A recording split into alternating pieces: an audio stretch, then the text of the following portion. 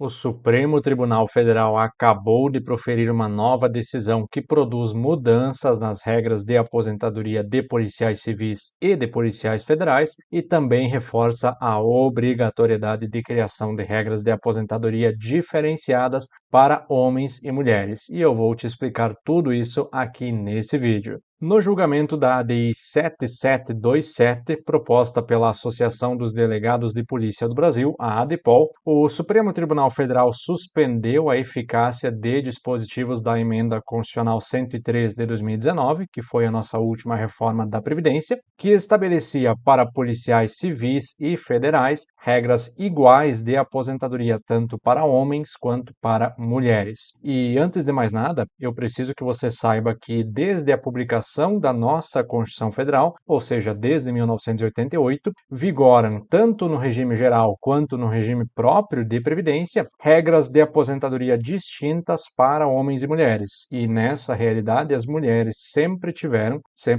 uma aposentadoria com requisito etário reduzido, ou seja, elas sempre puderam se aposentar com uma idade inferior àquela que está prevista para os homens. E esse tratamento diferenciado em favor das mulheres, ele se deve ao fato de que, na prática, na realidade, é muito comum que as mulheres estejam submetidas a uma dupla jornada de trabalho. Por quê? Porque além do emprego formal que elas possuem, elas também acabam, em muitos casos, tendo obrigações adicionais no âmbito familiar, como, por exemplo, o cuidado com os filhos e também o cuidado com a casa. E esses fatores, sob o ponto de vista da isonomia material, justificam um tratamento diferenciado para as mulheres e, consequentemente, autorizam a previsão de regras distintas de aposentadoria, ou seja, de uma aposentadoria com requisito etário mais reduzido. Porém, a Emenda 103 de 2019 ignorou toda essa realidade e, vindo na contramão de todas as regras de aposentadoria que já existiam, ela acabou trazendo alguns dispositivos que não realizavam nenhuma distinção entre homens e mulheres.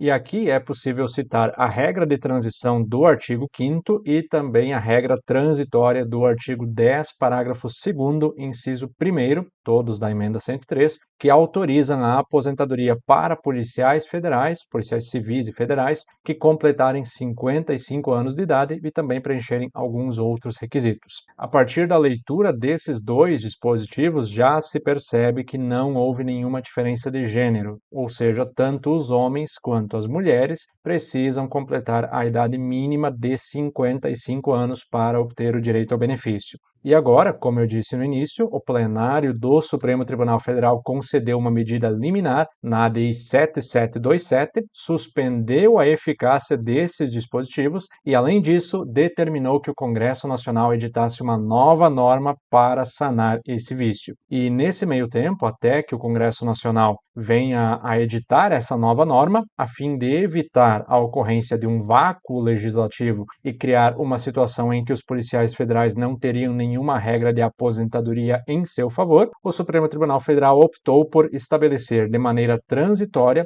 que seja aplicada a mesma diferença etária prevista no artigo 40, inciso 3 da Constituição Federal, que atualmente estabelece uma redução de 3 anos de idade para a aposentadoria das mulheres. Lembrando que esse dispositivo estabeleceu uma idade mínima de 65 anos para os homens e 62 anos para as mulheres, portanto, criou uma diferença de 3 anos entre a aposentadoria dos homens e a aposentadoria das mulheres. Portanto, com essa decisão provisória do Supremo Tribunal Federal, as mulheres policiais civis e policiais federais podem se aposentar com 52 anos de idade, desde que preenchidos todos os outros requisitos na legislação. Por sua vez, os homens, eles mantêm a sua aposentadoria aos 55 anos de idade, desde que também, obviamente, preencham todos os outros requisitos que a legislação impõe. E essa sistemática ela deve prevalecer até que o Supremo Tribunal Federal realize o julgamento definitivo da ADI 7727 ou ainda até que o Congresso Nacional edite uma nova norma para regulamentar a aposentadoria de policiais civis e também de policiais federais. E lembrando que quando o Congresso Nacional vier a editar essa norma, ele poderá vir a estabelecer um intervalo diferente entre as idades exigidas para as aposentadorias. Isso significa significa que, apesar de atualmente o Supremo Tribunal Federal ter determinado a fixação, a observância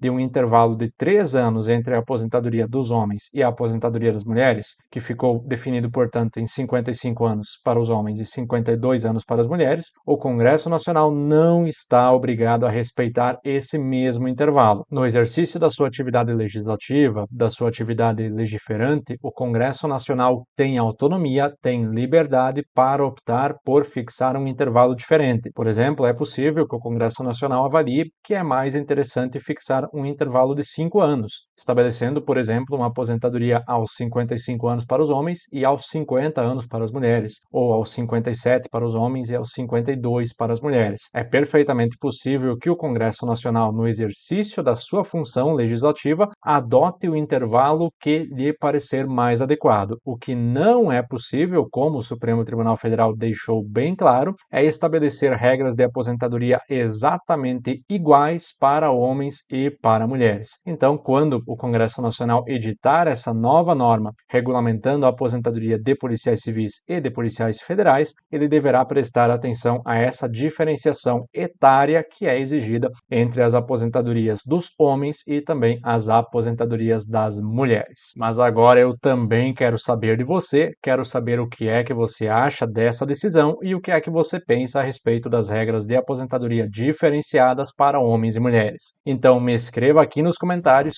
curta o nosso vídeo, ative as notificações para não perder mais nenhum conteúdo e se você quer ter acesso aos melhores materiais para concursos jurídicos, aproveite a promoção da nossa assinatura vitalícia, clique nos links que estão na descrição do vídeo e venha estudar com Estratégia Carreira Jurídica.